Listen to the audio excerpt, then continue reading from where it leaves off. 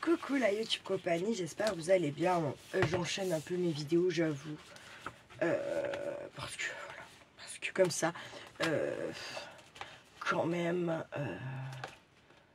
au moins pour la lecture là, ouais. Et puis dans tous les cas, tant que j'ai pas fini ce défi des 75 jours, je vais fonctionner comme ça. Pour en fait arriver à faire ce défi. Et après je ferai comme avant, c'est à dire que si j'ai le temps de faire 4 vidéos dans la journée, je peux que vous en ayez 3 et puis que la 4e je la garde pour le lendemain au cas où, mais voilà. Et puis il se peut qu'il y a des jours où il n'y en aura pas du coup, voilà, comme avant, parce que voilà, ça, je me mets pas la rate au gros bouillon comme ça et on repart sur des bases. Vous avez des vidéos quand je peux, comme avant voilà. Ouais, comme je vous dis, des fois 3, des fois pas, des fois voilà. Et puis voilà, donc on se retrouve toujours. Donc là, on se retrouve pour une petite lecture. Donc, toujours sur le grand livre des esprits de la nature. Et je vous ai dit, il est 11h05, 10, il est 10. Le livre, c'est celui-ci. Voilà. Et en fait, là, c'est parce que là, je vous en ai programmé une donc pour ce soir. Là, c'est là, peut-être pas avant la semaine prochaine, vous voyez. Peut-être pas, vous allez là, parce que sinon ça fait trop, il y en a qui n'aiment pas, je sais qu'il y en a qui aiment bien, qui attendent, et il y en a qui n'aiment pas du tout.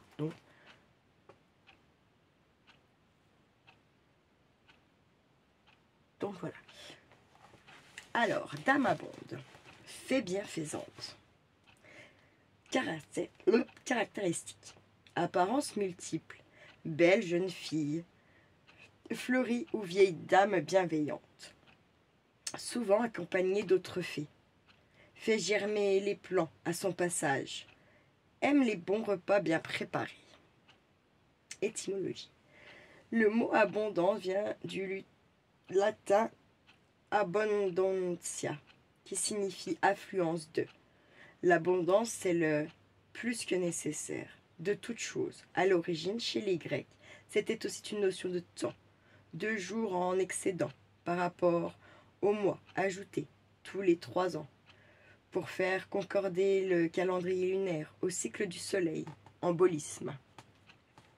Au jardin, pour inviter dame abonde à visiter vos jardins et y faire germer vos plants. Il convient de lui préparer un succulent repas à partir de fruits et de légumes de votre potager, le tout arrosé de vin de sureau.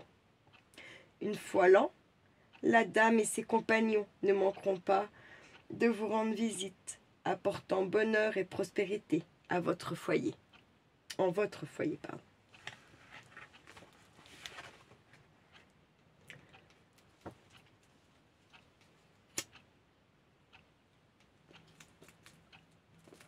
Nombre de bonnes dames ont l'habitude de veiller sur nos destins, mais l'une d'entre elles s'est particulièrement fait remarquer durant le Moyen-Âge. Dame Abonde, Abonuncia, apparaît comme la fée bienfaitrice, gage de prospérité, de bonnes récoltes, d'années prolifiques. Déjà, l'Antiquité nous parle de cette divinité allégorique, le plus souvent représentée comme une belle nymphe, distribuant fleurs ou fruits. On y voit bien sûr l'histoire de la corne d'abondance, arrachée par Zeus, enfant à sa nourrice, la chèvre Amalthée, qui, pour se faire pardonner, procura à cette corne le don d'être perpétuellement remplie de fruits et de fleurs. Symbole d'abondance, de fertilité, de fécondité, la corne, mais surtout la nymphe qui la détient, passa tout naturellement dans le monde des fées. Le traité des pauvres de 1468 condamnait le fait de laisser des virtuailles pour les dames, Abonde et Satya, ou encore Perfecta. On passait en effet que Dame Abonde accompagnait des fées mères, matrones et autres, visitaient les maisons la nuit, et lorsqu'elles étaient satisfaites de la façon dont le domaine était tenu, du repas préparé, alors attention, apportaient bonheur et prospérité pour toute l'année. Sans oublier les petits cadeaux laissés aux enfants. Si la tradition invitait Dame Abonde dans toutes les maisons, elle avait la réputation de soigner en premier lieu les plus pauvres, apportant ainsi aux démunis un petit cadeau extraordinaire en guise de réconfort, leur procurant un peu de chaleur durant les nuits si froides et leur quotidien si maussade. Dame Abonde ne dispense pas seulement ses grâces à l'intérieur de la maison. Elle joue aussi un rôle déterminant dans les jardins et les vergers. Ses visites apportent l'assurance de branches pliant sous le poids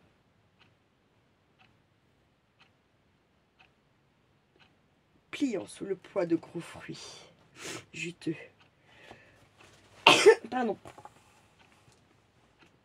De légumes bien verts et bien goûteux. Son influence est bénéfique pour les membres de la maisonnée, conférant de beaux enfants, rendant la femme féconde, tenant éloigner les maladies, autant que pour le potager, où pousseront facilement navets, choux, poireaux, carottes, sans oublier les fleurs qui raviveront de leur éclat et leur merveilleuse couleur. Pardon, c'est parce que j'ai éternué. Tout avec elle explose de parfums de générosité, c'est-à-dire s'il lui plaire et gage de bonheur à venir.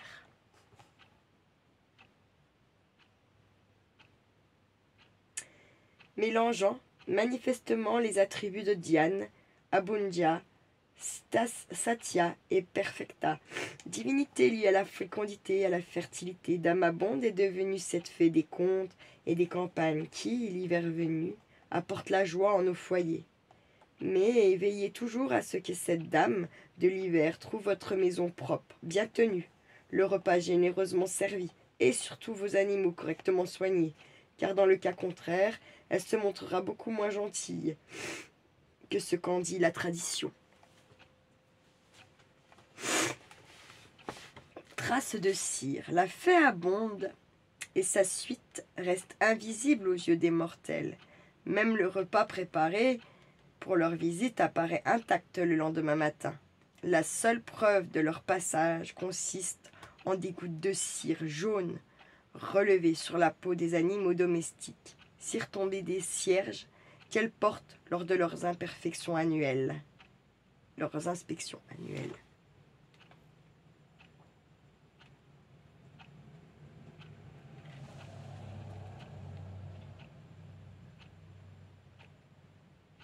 Ça s'arrête pas, ça.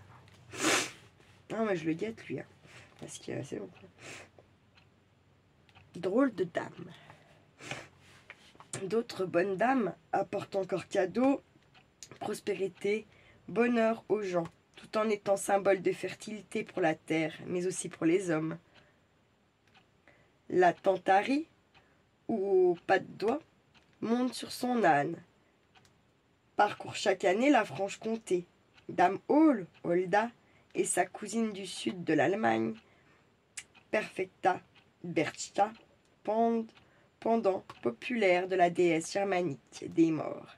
Elle prend chaque année la tête d'une cohorte fantastique pour 12 nuits entre Noël et l'Épiphanie, Berchtentag.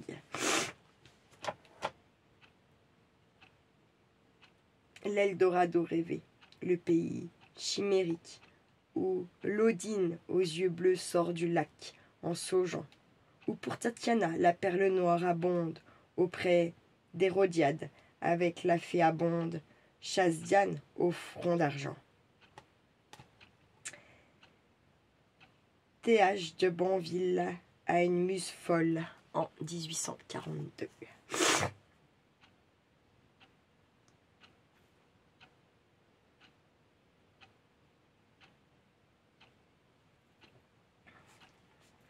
Montrer.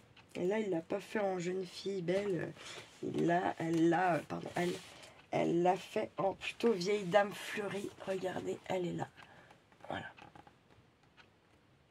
Oh, c'est les couleurs toujours, c'est chiant. Ça va pas les vraies couleurs. Elle est un peu dans les tons orangé, vert. Ouais, orangé, vert. Un peu de violacé. Ouais. Aguane, gardienne italienne. Caractéristiques.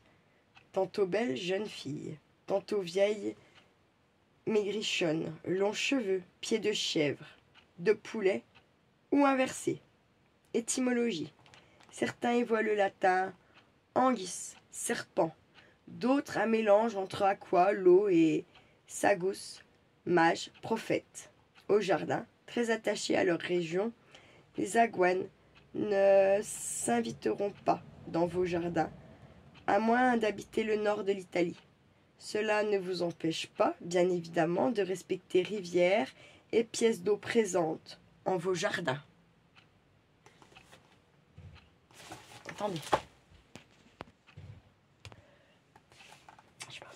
C'est à l'ombre des Dolomites, dans les rivières, étangs et lacs du Trentin, que les Aguanes veillent à la pureté des eaux et ont donné leur nom à un grand nombre de grottes.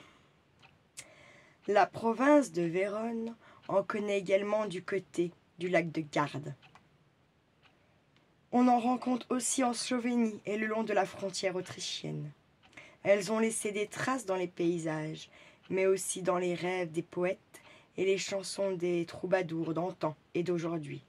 Comme nombre de fées, elles présentent deux visages, le premier resplendissant de beauté et celle que les peintres aiment apprendre comme sujet pour leurs plus belles toiles, de celle que les jeunes hommes italiens considèrent volontiers. Le second les fait ressembler aux sorcières des contes. Elles apparaissent alors comme de vieilles maigrichonnes inspirant dégoût et peur aux hommes. Leur vraie nature ne se soucie guère de leur apparence, elles sont fées. On murmure qu'à l'origine c'étaient des femmes celtes, fuyant l'envahisseur, ou encore des membres du mystérieux peuple des Fans.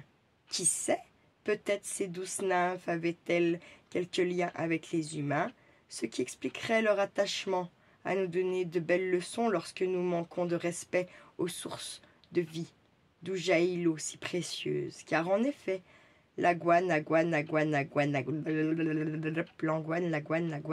vivane, punie de l'Emmanuel, tout pollueur qui s'amuserait à souiller la pureté des rivières et étangs de la région. De colère, elle enroule sa victime de ses cheveux et la noie. Mis à part ces moments de fureur, l'Aguane est douce et tendre envers les hommes. Elle cherche leur compagnie, en tombe amoureuse, se marie, ce qui lui confère alors une âme et l'éloigne de féerie. Plus traditionnellement, on les prétend épouses des Sylvanies, gardiens des forêts. C'est encore à l'Aguane que revient la transmission aux hommes de savoirs tels que le filage de la laine ou la fabrication du fromage, qu'elle aime à chaparder la nuit, juste retour de choses. Les Aguanes sortent de leur repère uniquement le vendredi pour laver leur linge. C'est donc le meilleur jour pour partir à leur rencontre. Vous les reconnaîtrez facilement à leurs longues robes blanches, rouges ou orangées, cachant la difformité de leurs pieds ou la trace humide, telle celle de nos limaces et escargots qu'elles laissent derrière elles. Ajoutons pour terminer qu'elles apprécient beaucoup la compagnie des enfants. On les décrit d'ailleurs presque toujours en compagnie des leurs, les trimballant dans des paniers qu'elles portent sur le dos. Pour les allaiter, dans cette position, rien de plus simple. Il leur suffit de jeter leurs longs seins en arrière, par-dessus leur épaule. Elles ont, pour toute autre activité connue, celle de peigner leurs longues chevelures noires ou rousses, assises au bord de l'eau. Ainsi, si vos pas vous mènent dans la belle Italie du Nord, quelques jolies fées, portant panier ou lavant le linge, reste à espérer de ne point vous mêler en sa chevelure. Ah bah oui, parce que sinon vous êtes noyé direct. Hein. Sauf si vous n'avez pas pollué l'eau. Giannes. Nombreuses sont les fées du Sud. En Sardaigne, on croise les Giannes. Réputées, habitées dans les sites nuragiques où l'on trouve les domus de Jeanne. les demeures des fées, en réalité l'ancienne cavité funéraire creusée dans la roche. La Sardaigne est une île riche en légendes de géants, de picolfettes, d'esprits de femmes, mortes en accouchant, panas potorianti, et attend les nuits sardes, ou encore de femmes pétrifiées. Brécostanie. Les iguanes sont parfois confondues avec d'autres êtres de la région. Les vivani et les vivaines sont condamnés à vivre jusqu'à la fin du monde et possèdent la capacité de se rendre invisibles. Incapables de tisser, ils volent leurs vêtements aux humains. Les Brécostani, aux mains griffues, sont craints pour leurs rats d'enfants qu'ils échangent ou non avec les leurs. Ces derniers ont encore la réputation d'être expertes en herbes médicinales. Doni di Fiori. Ces belles et élégantes fées de Sicile sont les victimes d'une malédiction qui les transforme en crapauds tous les vendredis. Ainsi, si elles ont assez bonne réputation, si elles rendent moult services, tout reproche, toute moquerie, surtout le vendredi, est irrémédiablement suivi de leur courroux. Elles vous paralysent et vous tuent. Encore appelées Doni di Locu, Belli Signori, Doni di Noti, elles partagent avec les Doni di Casa leur lieu de résidence, jardin, maquis et bois. Nina, Nina, note d'Enguena, je chante ce qui enchante, caresse divine, berceuse qui endort, voix de sorcière, langue de Ruffiana, emmène-moi d'ici. Patricia Laquidiara, Nota d'Enguena, 2011. Voilà. Et notre petite iguana ressemble à donc ceci. Là, elle est en mode jolie avec sa longue chevelure. Voilà. Bien, écoutez, j'espère que ça vous aura plu, que ça vous... je sais pas comment dire ça, que ça vous...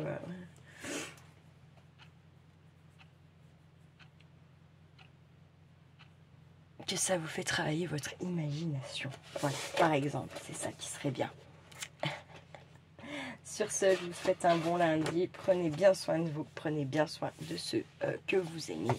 Et ne faites pas trop les fous. Ciao, ciao!